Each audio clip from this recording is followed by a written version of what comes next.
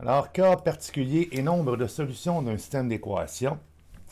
Alors, un petit rappel, la solution d'un système d'équation correspond aux coordonnées du point d'intersection des deux droites. Donc, quand on résout des systèmes d'équations, ce qu'on cherche en fait, c'est qu'on cherche où se croisent deux droites. Donc, on cherche les coordonnées, la coordonnée en X, la coordonnée en Y. Donc, c'est ce qu'on a fait avec la méthode de comparaison, substitution et réduction. On a trouvé, dans le fond, une réponse en X, une réponse en Y qui correspond à une coordonnée de deux droites qui se croisent.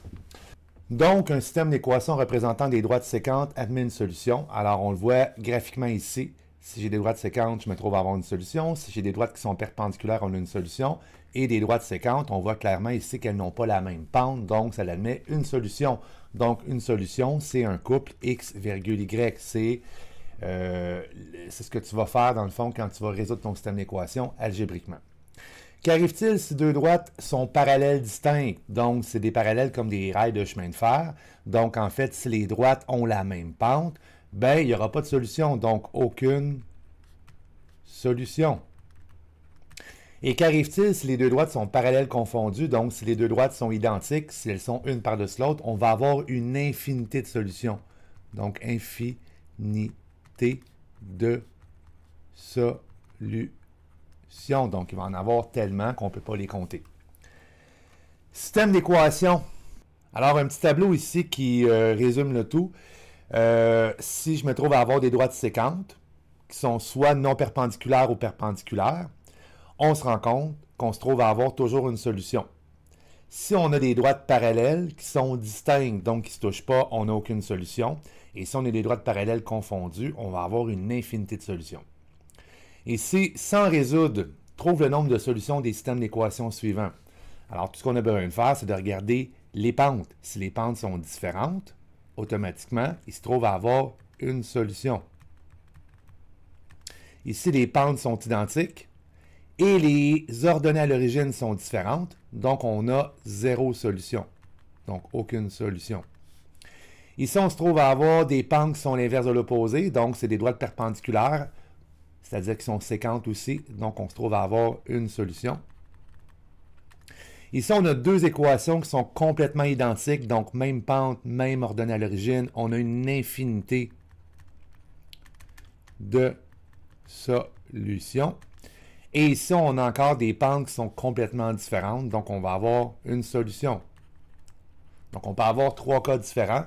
Soit que tu as une solution, si les droites se croisent, soit que tu n'as pas de solution, zéro solution si les droites sont parallèles, distinctes, et une infinité de solutions si on parle de droites qui sont identiques. Ici, on te demande de résoudre les systèmes d'équations et déterminer le nombre de solutions. Donc, c'est ce que je vais faire à l'instant même. Alors, le premier, je vais le faire par méthode de substitution. Donc, je vais marquer S pour la substitution. Je vais remplacer mon Y ici par la valeur du Y, ce qui va me donner 21x moins 3 fois 7x plus 5 est égal à moins 3. Je distribue mon moins 3 dans la parenthèse qui fait 21x moins 21x moins 3 plus 5 qui donne moins 3 fois 5 qui donne moins 15 est égal à moins 3. Les x s'annulent, donc ça fait 0 moins 15 est égal à moins 3. Et on se ramasse avec 0 est égal à, on s'en fout un peu là, à 12, qui est complètement impossible. Donc, dans ce cas-là, si ça me donne une solution comme ça, ça veut dire que je me trouve à avoir 0 solution.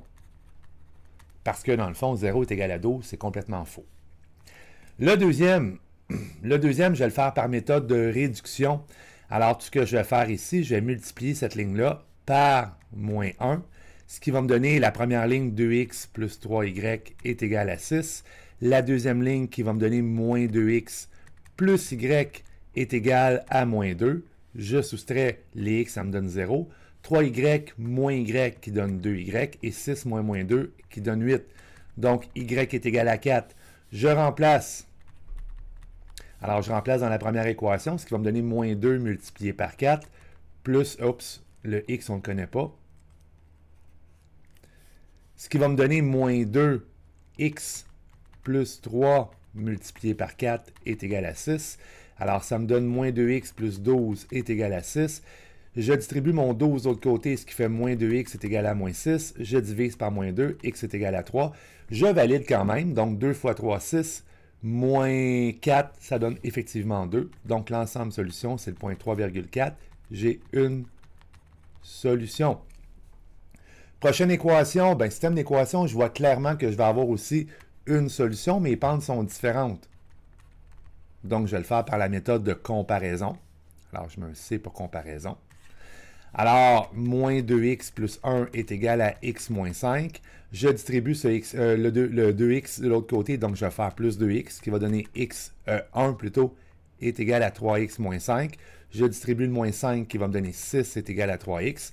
Je divise par 3, x est égal à 2. Donc, je peux remplacer dans la première équation. Alors, je remplace. Alors, ça va me donner y est égal à moins 2 fois 2, qui donne moins 4, plus 1 qui donne moins 3. Est-ce que je me suis trompé? Alors, si je vérifie, si je valide, 2 moins 5, ça donne effectivement moins 3. Donc, l'ensemble solution, le couple solution, c'est 2, moins 3. Alors, avec une solution.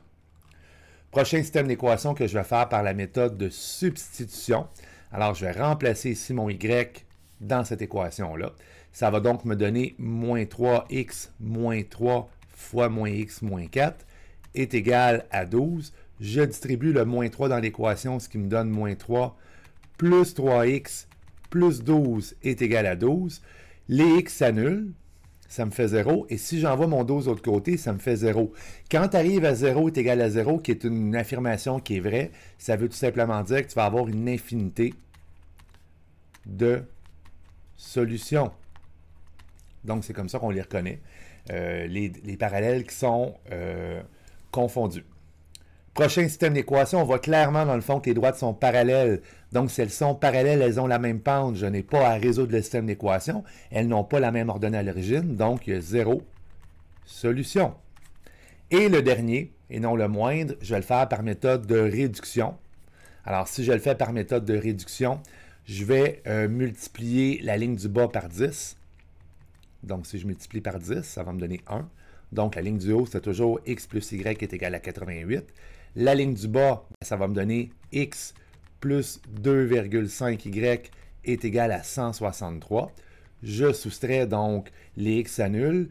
1y moins 2,5y qui donne négatif 1,5y et 88 moins 163, ce qui donne moins 75.